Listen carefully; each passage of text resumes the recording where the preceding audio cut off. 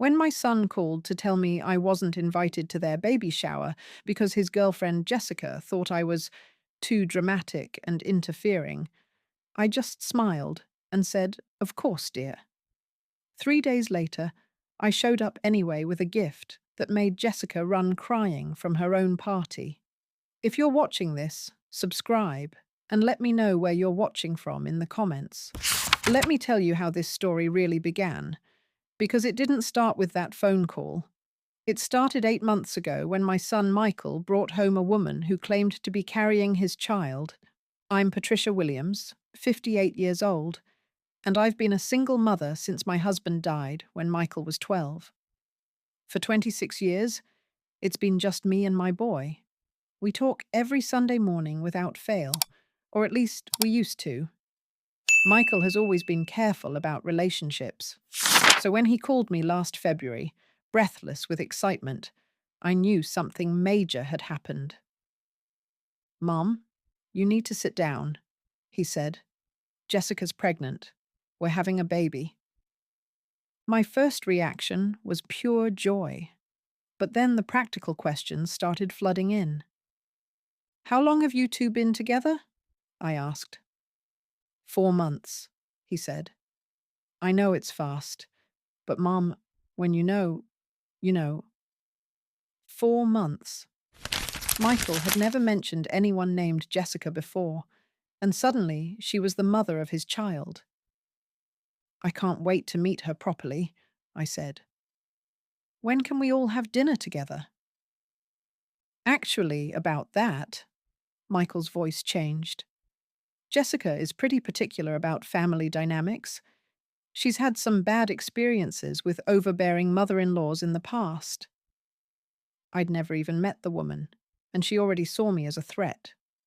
The first red flag came 2 weeks later, when Michael missed our Sunday morning call. When I finally reached him that evening, he sounded distracted. "Sorry, Mum. Jessica had morning sickness, and she needed me to take care of her. She says it's really important that expectant fathers prioritize their partner's needs during pregnancy." Missing our weekly call without a text message wasn't like Michael at all. He'd called me every Sunday for 15 years. "How is she feeling?" I asked. "Morning sickness can be really tough. Jessica doesn't really like it when I discuss her pregnancy symptoms with other people," Michael said quickly. "She's very private about personal stuff." Private about pregnancy symptoms? I'd never heard of an expectant mother who didn't want to share her experiences. The second red flag came when I offered to throw Jessica a baby shower. "That's really sweet of you, Mom," Michael said. "But Jessica already has her baby shower planned. Her mother is handling everything." "When is it?" "I'll clear my calendar." There was a pause. "Actually, it's going to be pretty small. Just Jessica's side of the family and a few close friends. She's not really comfortable with big crowds right now." The message was clear. I wasn't welcome at my own grandchild's baby shower. That night, I called my sister Linda, who lives in Phoenix. "Something doesn't feel right," I told her. "Michael has completely changed since he started dating this woman. He's missing our calls, keeping me at arm's length, and now I'm not even invited to my grandchild's baby shower." "Have you met Jessica yet?" Linda asked. "Number. Every time I suggest getting together, there's an excuse. It's been 3 months, Linda." "That is weird," Linda agreed. "Most women want to bond with their partner's family during pregnancy." "Or she's hiding something," Linda said slowly. I decided to investigate. I started with social media, looking up Jessica Martinez on Facebook and Instagram. What I found was unusual. Jessica's social media presence was minimal. Her Facebook profile had been created only 6 months earlier. Her Instagram had fewer than 50 followers, and most of her photos were generic lifestyle shots that looked too professional for personal photos. Most telling was what wasn't there. No pregnancy announcement posts, no ultrasound pictures, No excited updates about preparing for motherhood. For a woman who was supposedly 5 months pregnant, Jessica was remarkably quiet about her pregnancy. Most expectant mothers I knew couldn't stop posting about their journey. I tried reverse searching some of her profile photos using Google Images, and that's when things got really interesting. 3 of Jessica's personal photos appeared on stock photography websites. The woman in Jessica's profile pictures was a model named Amanda Rivers, and these photos were being sold as generic lifestyle content. My hands were shaking as I screenshot the evidence. Jessica Martinez was using fake photos for her social media profiles. But why would someone create a fake online identity? What was she hiding from Michael? I dug deeper. Her LinkedIn profile claimed she worked at a marketing firm downtown, but when I called their main number and asked for Jessica Martinez, they had no employee by that name.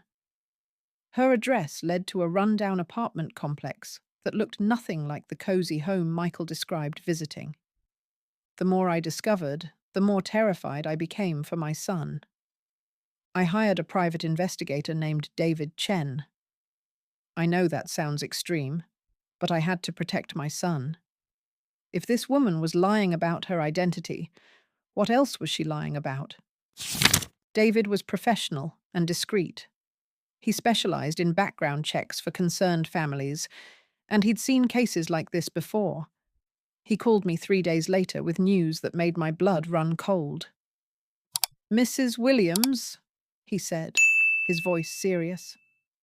"There is no Jessica Martinez matching the description your son gave you living at the address he provided. The apartment he believes she lives in is actually rented by a woman named Crystal Thompson." Crystal Thompson. Yes. And Mrs. Williams, Crystal Thompson has an extensive criminal record spanning multiple states. Check fraud, identity theft, credit card fraud, and most relevantly, she was arrested 2 years ago in Denver for running an elaborate pregnancy scam where she convinced 3 different men they were the fathers of her non-existent child. I felt like I was falling through the floor. You're saying Jessica doesn't exist? The woman your son knows as Jessica Martinez is actually Crystal Thompson, a career criminal who specializes in manipulating men through fake pregnancies and stolen identities. She's what we call a romance scammer, but she's elevated it to include fake pregnancies to create deeper emotional hooks. But Michael said she's pregnant. He's seen ultrasound pictures. Ultrasound images are remarkably easy to fake or steal from other women's social media accounts. Has your son attended any doctor's appointments with her? Has he felt the baby kick? Has he met any of her doctors or seen official medical paperwork? I thought back to my conversations with Michael. He'd mentioned Jessica's morning sickness, her doctor's visits, her preparations for the baby. But now that I was really thinking about it, he'd never said he'd actually been to an appointment with her. He'd never mentioned feeling the baby move. Every piece of evidence had come through Jessica herself. She always said she preferred to go alone. I realized, my voice barely a whisper. She told him it was because she had anxiety about medical settings and needed privacy to feel comfortable during exams. Classic manipulation tactic, David said grimly. She isolates the medical experience so he can never verify her claims with actual healthcare providers. Mrs. Williams, I need to ask you something important. Has your son given this woman any money? Has she moved in with him or gained access to his bank accounts or credit cards? My heart sank as I realized the truth. She's living with him now. She moved in 2 months ago because she said her landlord was harassing her and she needed a safe place for the pregnancy. She claimed she was afraid the stress might cause a miscarriage. And I'm guessing she doesn't contribute to rent or expenses because pregnancy makes it hard for her to work. Exactly.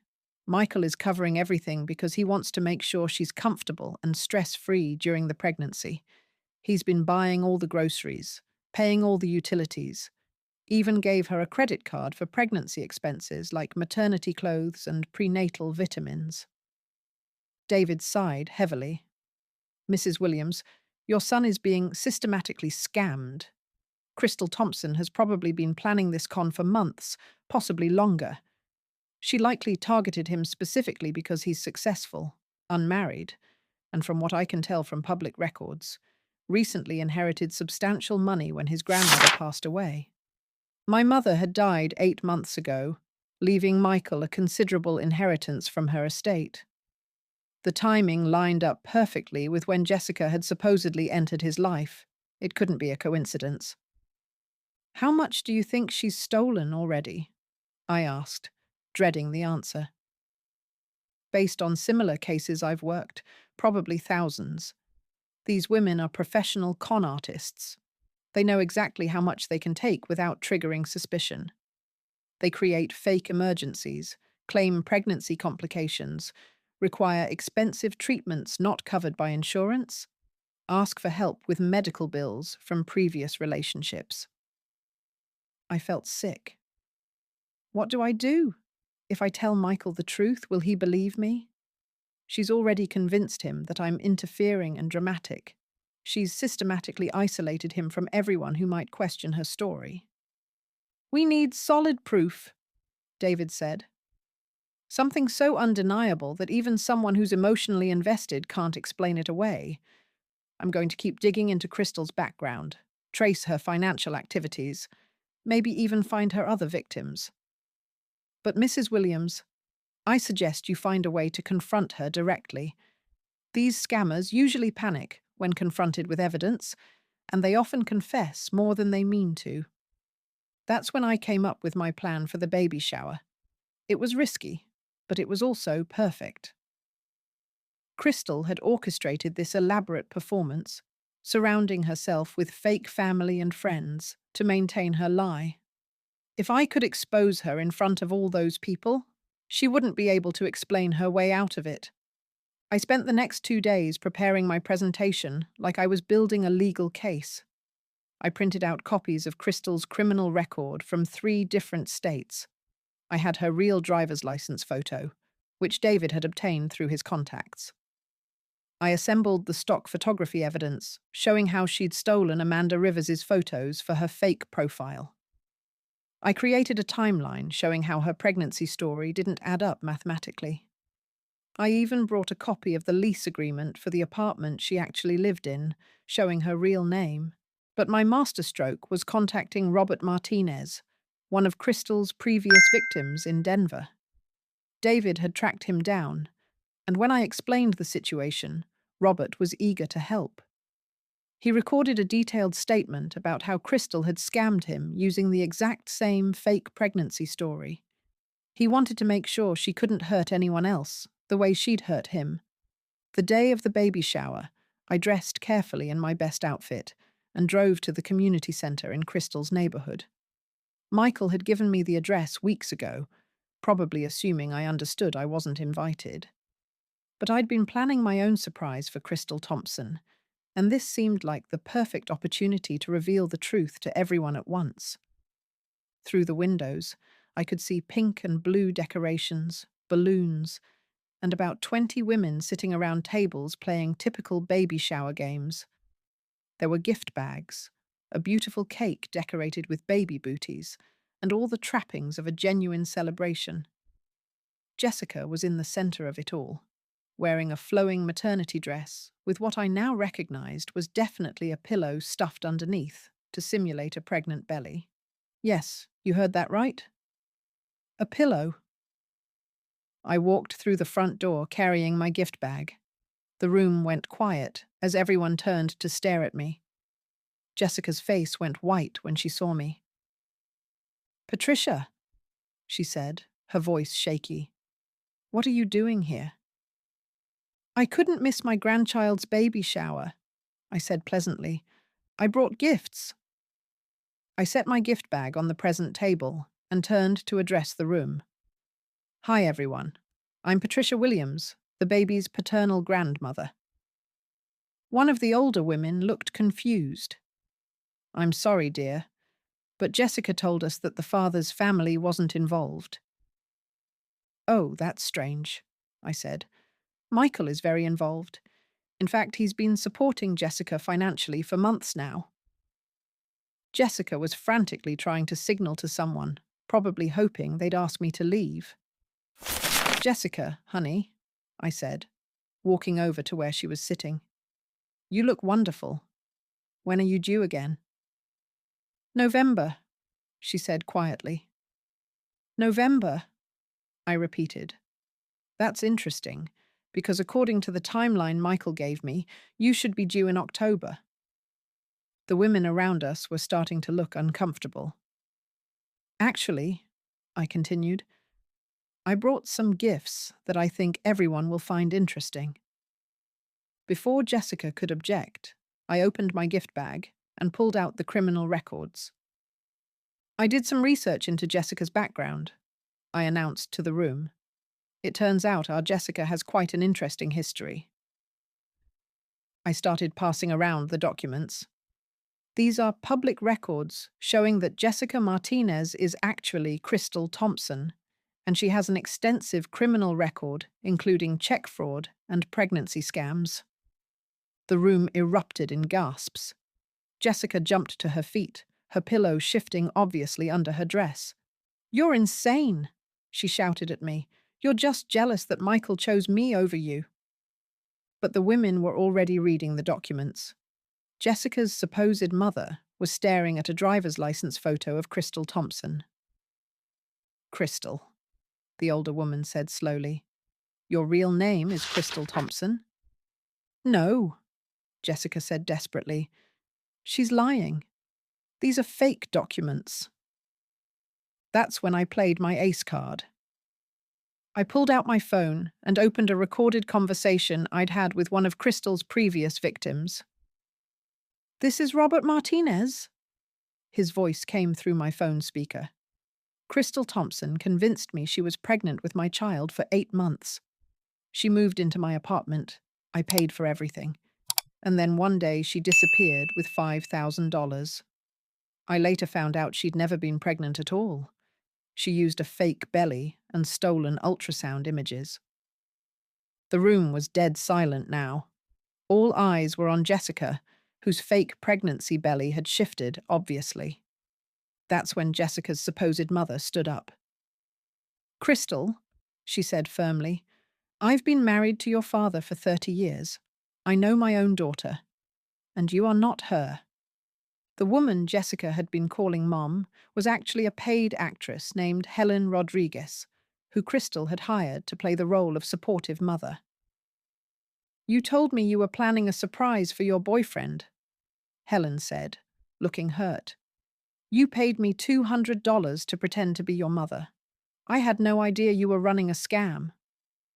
That's when Jessica Soch Crystal finally broke down. Fine, she screamed. Fine. Yes, I'm Crystal Thompson. Yes, I lied about everything. But Michael was an easy mark. Rich mama's boys like him are so stupid and desperate for love. She ripped the pillow out from under her dress and threw it across the room. I was never pregnant. I used Michael for money and housing while I figured out my next move. The women at the party were horrified. Several were recording Crystal's confession. Others were calling the police. But Crystal wasn't finished. In her rage, she started confessing to everything. I've been planning this con for a year, she yelled. I researched Michael online, learned about his inheritance, figured out his vulnerabilities. I engineered our meeting at that coffee shop. As Crystal continued confessing, I calmly called Michael. Mom? What's wrong? Michael, I need you to come to Jessica's baby shower right now. There's something you need to see.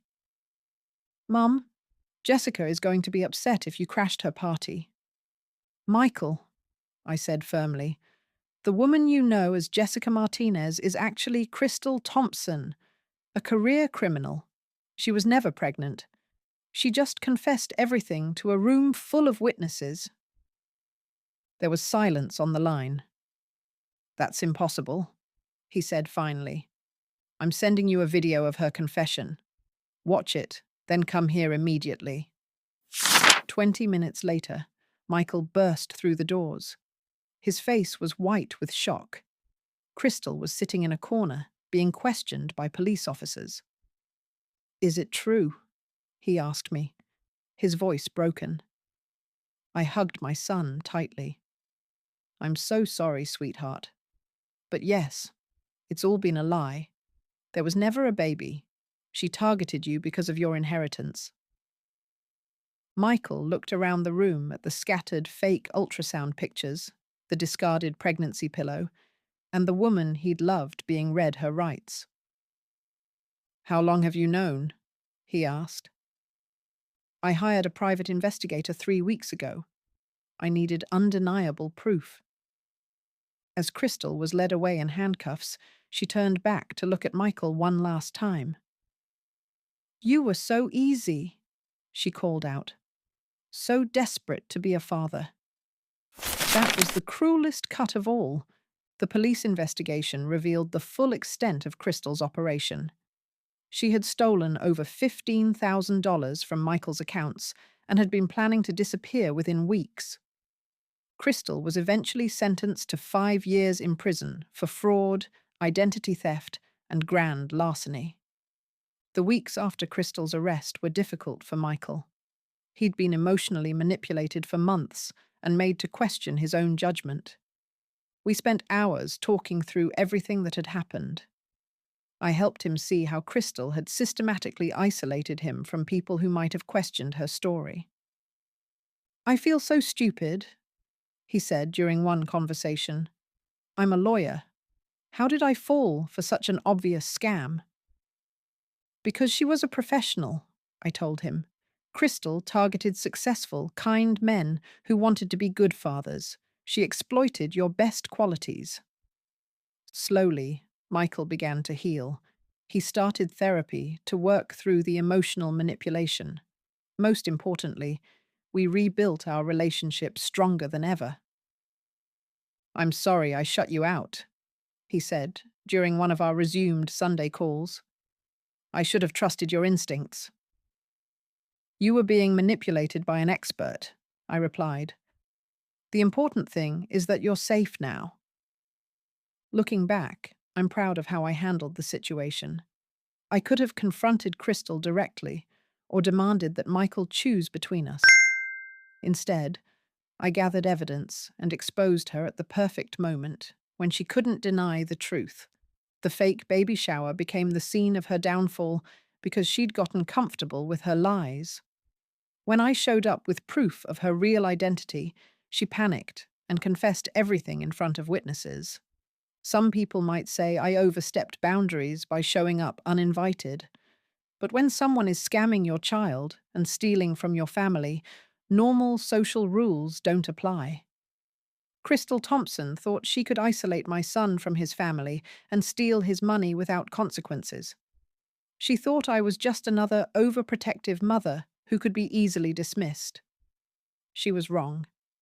The best part of this story is that it brought Michael and me closer together than we'd ever been. We learned valuable lessons about trust, communication, and the importance of family bonds. While Michael didn't get to become a father this time, he's now better prepared to recognize real love when it comes along. Someday, when he meets the right woman and starts a real family, I'll be there to support them both. As for Crystal Thompson, she's currently serving her sentence. The fake baby shower turned out to be the beginning of the end of her criminal career. Justice served, family reunited, and one expensive lesson learned about trusting your instincts when someone tries to keep you away from the people you love most. Thanks for listening to my story. Don't forget to subscribe and let me know in the comments if you've ever had to deal with someone trying to manipulate your family relationships. Your experiences matter, and sharing them helps other people recognize the warning signs before it's too late.